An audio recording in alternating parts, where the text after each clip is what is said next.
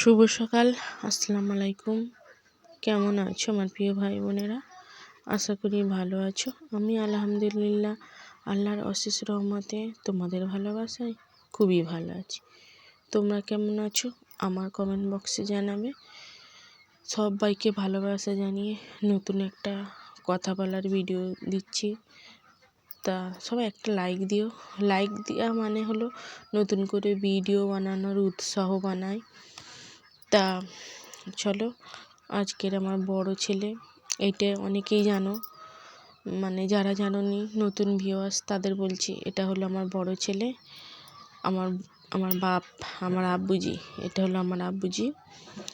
আর যারা জানো তো জানো, আমার আব্বুজি প্রথমে আমার মা হওয়ার অনুভূতি আমার আব্বুজির থেকে পেয়েছি। আর আমার খুবই অল্প বয়সে বিয়ে হয়, তখন বয়স ছিল 16 আর তোমাদের দুলাভাইয়ের বয়স ছিল 21।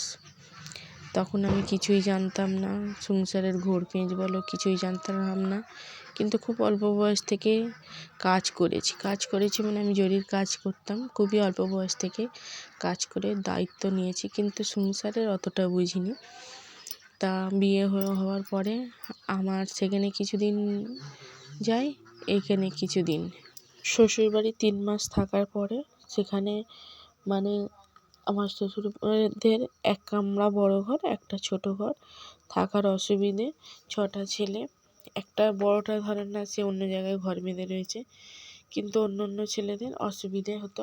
এবার আমি যখন যেতাম আমার মেজো যা বাপের বাড়ি থাকতো, ফের আমার মেজো যা এলে আমি বাপের বাড়ি থাকতাম। তা আমার ননদও বাচ্চা হতে এসেছে, আমার ননদও প্রেগনেন্ট ছিল, বাচ্চা হতে এসেছে। তা আমি চলে এসেছি, আসার পরে আমিও এবার প্রেগনেন্ট। আমি তখন বুঝতে পারিনি যে আমি প্রেগনেন্ট। তারপরে আমার ননদের বাচ্চা হয়েছে, আমার শ্বশুরমশাই মানে আমার ওই বাড়ির বাবা আনতে এসেছে। তা আমার বাবা বলছে, কেন আমার মেয়ে যাবে, যখনই তোমাদের কোনো অসুবিধা হবে তখন আমার মেয়েকে নিয়ে যাবে, আর যখন হবে কেন আমার মেয়েকে আমি পাঠাবো না বলে আমাকে পাঠায়নি। তা আমার তোমাদের দুলাভাই ও সেখানে থাকতো, এবার ছেলেদের অসুবিধে হতো না, সেখানে ওই সব ধাবায় ইয়েতে করে থাকতো, একটা সরু কারখানা আছে সেখানে সব ওইরকম করে থাকতো। তা আমি এখানে থাকতাম। এবারে আমি প্রেগনেন্ট হওয়ার এবারে জানার পরে এবার তোমাদের দুলাভাই, এবার আমার মা সাথ দিল, কিন্তু শ্বশুরবাড়িতে কেউ সাথ দিতেও আসেনি, আমাকে কোনো খোঁজই নেয়নি। ঠিক আছে, কোনো সমস্যা নেই, ওরা জানে যে আমার বাবা মা রয়েছে, যখন আমার অসুবিধা হবে না, এই জন্যই হয়তো খোঁজ খবর নেয়নি। কিন্তু তোমাদের দুলাভাই প্রত্যেক সপ্তাহে আসতো। এবারে সব বইয়েরই সাথ দিয়েছে, কিন্তু কোনো দিন আমাকে সাথ দেয়নি। তা তোমাদের দুলাভাই দেখলো যে আমার বাবা মা সাথ দিয়েছে, কিন্তু ও মানে ওদের পরিবার থেকে বলো আর তোমাদের দুলাভাই বলো দেয়নি সাথ। তখন কি করলো তোমাদের দুলাভাই, নিজে থাকতে 9 মাস, তখন আমি 9 মাসে প্রেগনেন্ট, তখন আমার জন্য একটা শাড়ি, এবারে ওর যতটা ক্ষমতা নিজের মতো করে কিনে এনেছে। তখন আমার শাশুড়ি মা বলছে যে কিছু টাকা দে না, বৌমাকে সাথ খেয়ে আসি।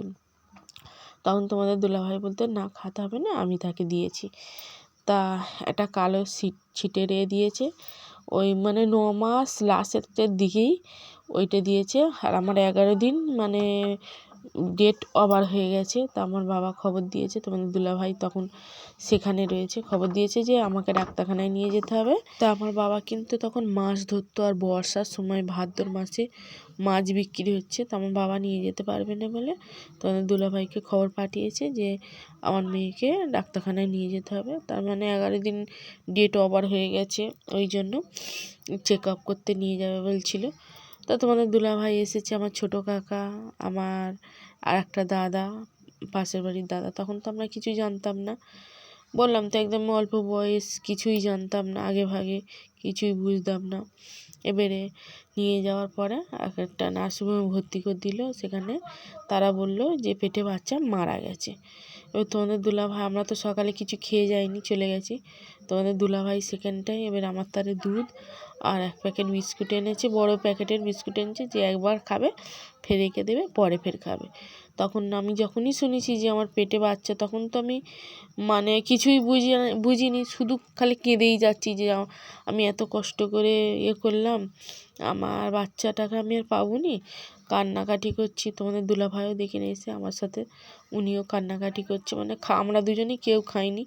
আর আমার মা কিন্তু খুব জোর নিয়েছে, এদিকে পেটে বাচ্চা কিন্তু লড়ছে, আর ওরা বলছে যে না বাচ্চা মারা গেছে।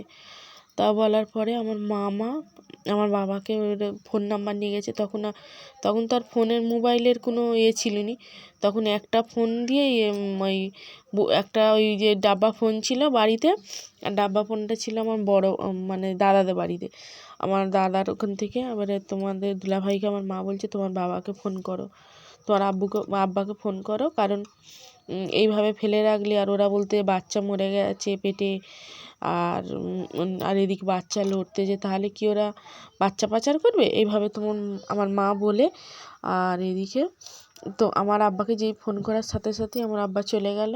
আর এদিকে মা জালে মাছ ধরতো, আমার বাবা ভাদ্র মাছ বর্ষার সময় যে মাছ ধরে জাল ঘুনি বসিয়ে, তা আমার বাবা তক্ষুনি চলে গেছে, গিয়ে আমাদের ওখান থেকে বার করে নিয়ে ডাক্তারকে এই মারতে যায়। আমরা খাওয়ার নাম করে ওখান থেকে পালিয়ে গেলাম। অন্য একটা নার্সিংহোমে ভর্তি করলো, সেখানে বড় ডাক্তার চেক করে বলল না বাচ্চা সুস্থ আছে, আমরা একটা দিন মানে দেখি, ম্যাডাম বলছে যে আমরা 2 দিন দেখে তারপরে সিজার করব। তা বলল যে এত অল্প বয়সে সিজার করব, যদি মনে করো যে নর্মাল হবে তাহলে বাচ্চাকে কিন্তু পাবে না, মাটা সুস্থ থাকবে, বাচ্চাটাকে মানে মেরে ফেলে দিয়ে ওরা করে বার করবে, সেই ওয়াশ করার মতন। তখন আমার বাবা বলতে এই কথা জীবনে মুখে আনবে না, আমার যত টাকা খরচা হবে, তবু আমি বাচ্চা এবং মানে আমার মেয়েকে দুজনকেই আমার চাই। বলার পরে ওরা বললো আচ্ছা তাহলে সিজার করতে হবে, বললো ঠিক আছে সিজার করব। তখনকার যুগে, আজ থেকে 19 বছর আগে, মানে 20,000 টাকার মতো আমার বাবা খরচা করেছে, শুধু ডাক্তারকে দিয়েছে। অবস্থা খুব একটা ভালো ছিল না আমার প্রেশার হাই ছিল, 250 প্রেশার নামে নেই, বড় বড় ডাক্তাররা এসেছে, খালি যখন সিজার করে ঢুকিয়ে নিয়ে গেছে, তখন আমার সামনেই সব করছে, মানে 2 দিন ভোর প্রেশার 1 ফোঁটাও নামে নেই। ওই রকম অবস্থায় যদি সিজার করে হয়তো জ্ঞান চলে যাবে, আর আসবে না, জ্ঞান ফিরবে না, মানে ওরা ভাবতেছে অনেক কিছু। আমি কিন্তু এদিকে ভাবতেছি যে আমার যাই পার হোক, তবু আমার ছেলে বা মেয়ে যাই হোক, কিন্তু আমার মা তো আমি যদি মারাই যাই, কিন্তু আমার মা আমার ছেলেটাকে বা মেয়েটাকে নিয়ে শান্তি পাবে, আমার এইটা ভাবনা। আর ওদের ভাবনা ওই তোমাদের দুলাভাইয়ের ভাবনা যে যাই পার হোক, মা ছেলে দুজন ভালো থাক। আমার বাবা ওই কথা ভাবছে যে যতই টাকা খরচ হোক বা যাই হোক, যেন দুজনকেই আমি ভালোভাবে সুস্থভাবে ফিরিয়ে নিয়ে যেতে পারি। তা সিজার ঘরে ঢুকিয়ে নিয়ে গিয়ে সব কিছু দেখাচ্ছে আমাকে তখন বড় সার্জেন বলছে, যে সেই সার্জেন বলতে মা তোমার তো এত প্রেশার, হার্ট স্ট্রোকও হতে পারে, তোমার যদি কিছু হয়ে যায় তোমার সন্তানকে কে দেখবে? তখন আমি একটা কথা বললাম যে স্যার যদি বা আমার কিছু হয়ে যায়, আমার মা কিন্তু আমার সন্তানকে দেখবে, আমার ছেলে বা মেয়ে যাই হোক, আমার মা কিন্তু মানুষ করবে, আমার মা শান্তিতে থাকবে, আমার কিছু হলে আমার বেদনাটা অতই পাবে না যদি আমার বাচ্চা আমার মার কাছে থাকে। তখন ডাক্তার বলছে যে না, পেশেন্ট তো একদম তুঙ্গে আছে, এর কিছু হবে না, কারণ এর মনের জোর প্রচুর। বললে জিভের তলে একটা বড়ি দিয়ে বলতেছে যে তোমার অপারেশন হবে, তো মানে অনেক কথা বলতেছে, কিন্তু আমি এদিক ভয় পাইনি, যে যা হবে যেটা করবে সেটা ভালোর জন্যই করবে। আর আমার প্রচুর ধৈর্য এবং সহ্য ক্ষমতা প্রচুর। তা ওখানে আমাকে কী করলো, অপারেশন হওয়ার পরে বাচ্চার দম ছিল না, মানে আমার বড় ছেলের দম ছিল না, ওর অক্সিজেন পানিতে ফেলে দম আনার পরে বলে তোমার একটা খোকা হয়েছে মা। মানে ওর অপারেশন ঘরে যত ডাক্তার ছিল, 13খানা ডাক্তার ছিল, মানে ওই কম্পাউন্ডার থেকে ডাক্তার থেকে এত ভালোবেসেছে আমাকে, যে তাদের মেয়ের মতন, কে মাথায় হাত বুলোচ্ছে, কে করতে, মানে বাড়ির লোকের ওখানে কোনো প্রয়োজনই থাকবে না, যখন বাইরের কেউ মাথায় অত সুন্দরভাবে হাত বুলোবে। মানে বলতে মা আমাকে বলতো, আমার যে ওই ডাক্তারখানায় ভর্তি হয়েছিলাম ওই ডাক্তারেরই একজন দাদা কম্পাউন্ডার ছিল, সে আমাকে বলেছিল আমার তো মেয়ে নেই, তুমিই আমার মেয়ে, আমার দুটো ছেলে আর তুমি আমার মেয়ে, তোমাকে আমার খুব ভালো লেগেছে। মানে আমি চুপচাপ মতন থেকেছিলাম বলে তো ওরা খুব ভালোবেসেছিল। তা আমাকে ওখান থেকে এবারে আমি বললাম, তখন আমি খুশি হলাম, কিন্তু তারপরে বলতে আমি কিন্তু একটু ঘুমোতে পারি। তখন বললো আচ্ছা ঠিক আছে ঘুমাও। তা আমি ঘুমিয়ে পড়েছি, কখন বেডে দিয়েছে কি করেছে আমি জানি না, তারের মধ্যে অনেক ঘটনা হয়ে গেছে। তাই ঘটনাগুলো শুনতে চাইলে তাহলে আমি আগামীকাল আবারও নিয়ে আসবো। সবাই ভালো থেকো, সুস্থ থেকো, আল্লাহ হাফেজ।